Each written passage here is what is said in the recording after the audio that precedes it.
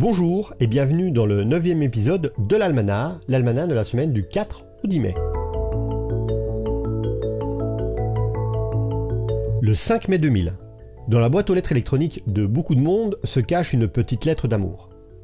Avec le sujet « I love you », il intrigue la plupart des personnes qui l'ont reçu. Dans le mail, il y a juste un message qui invite l'utilisateur à ouvrir une pièce jointe intitulée « loveletterforyou.txt ». Mais en réalité, ce fichier qui ressemble à un simple fichier texte puisqu'il finit par .txt est un leurre. À l'époque, la plupart des clients mail sous Windows masquent l'extension du fichier. Et ce qui semble être un fichier texte est en réalité un programme.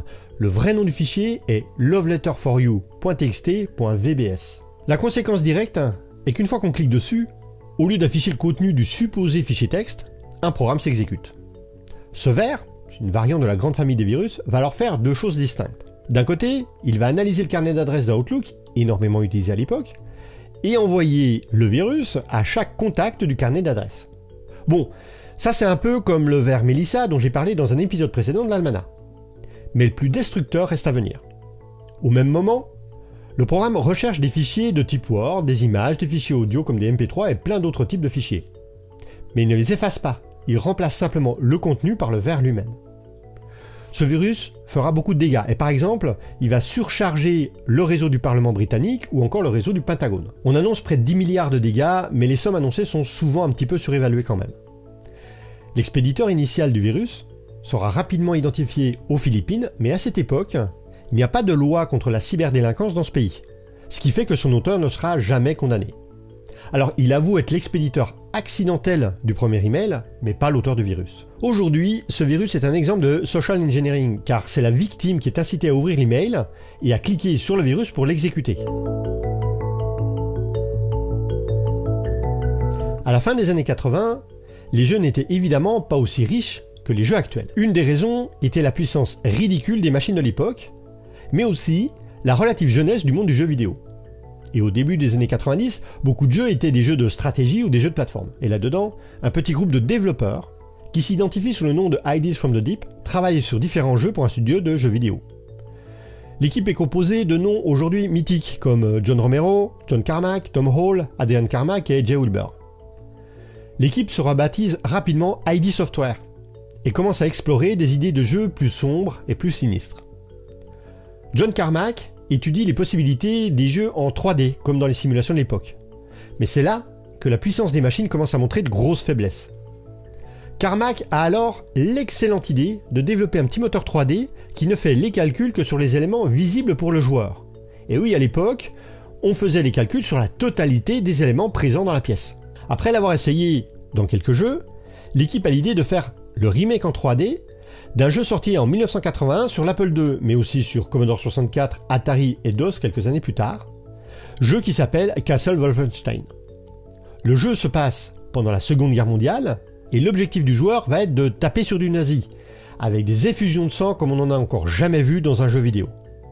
D'ailleurs, quand FormGen, la société qui doit commercialiser le logiciel, leur fait la remarque sur l'extrême violence du jeu, John Carmack décide de rajouter des traces de sang et des cadavres dans les couloirs. Et le 5 mai 1992, Wolfenstein 3D est publié. Alors bien que les jeux à la première personne, les FPS, avaient déjà été créés auparavant, c'est Wolfenstein 3D qui va définir les codes qui sont utilisés depuis dans cette famille de jeux vidéo. Le jeu a eu un incroyable succès et ID Software a adapté ce moteur pour sortir Doom quelques mois plus tard, puis ensuite le célèbre jeu Quake. Le moteur de ces jeux a été commercialisé à de nombreux créateurs de jeux vidéo et on peut les retrouver dans plein de logiciels jusqu'à encore assez récemment. Masaru Ibuka est un ingénieur japonais, alors vous m'excuserez la prononciation. Et à la fin de la Seconde Guerre mondiale, il crée une petite société de matériel électronique. Leur activité a commencé en réparant et adaptant de nombreux récepteurs radio que les Japonais avaient eus ou avaient récupérés à la fin de la guerre.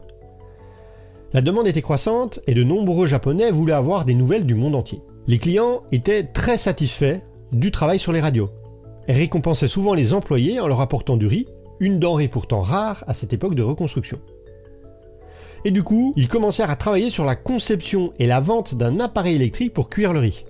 Durant cette époque, Masaru Ibuka a retrouvé un ancien camarade de guerre avec lequel il avait travaillé sur la recherche de nouveaux types d'armements. Il décide de créer officiellement la Tokyo Tsushin Kogyo. je ne sais pas ce que ça vaut au niveau de la prononciation, mais ça voulait dire la société tokyoïte d'ingénierie en télécommunications, le 7 mai 1946.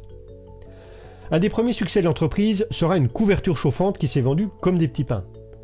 Ils créeront également le premier enregistreur sur bande japonais, le J-Type. Mais ambitionnant un marché mondial, la société se renomme en Sony, en se basant sur le mot latin sonus, la racine du mot son, et le mot américain Sony, utilisé à l'époque pour qualifier un jeune garçon. Ils vont concevoir un petit récepteur radio de poche dans les années 60 pour l'Occident.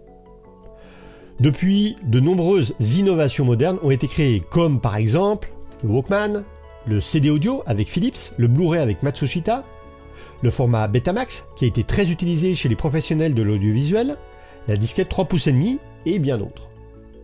Ils sont présents dans de nombreux domaines, et par exemple, la PlayStation 2 est la console de jeu la plus vendue de tous les temps, avec plus de 155 millions d'unités vendues. C'est vrai qu'elle est talonnée par la Nintendo DS. Alors voilà pour l'almanach de cette semaine. Si ça vous a plu, n'hésitez pas donc à partager la vidéo, à vous abonner.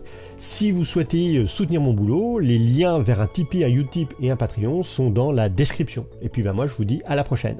Ciao les geeks!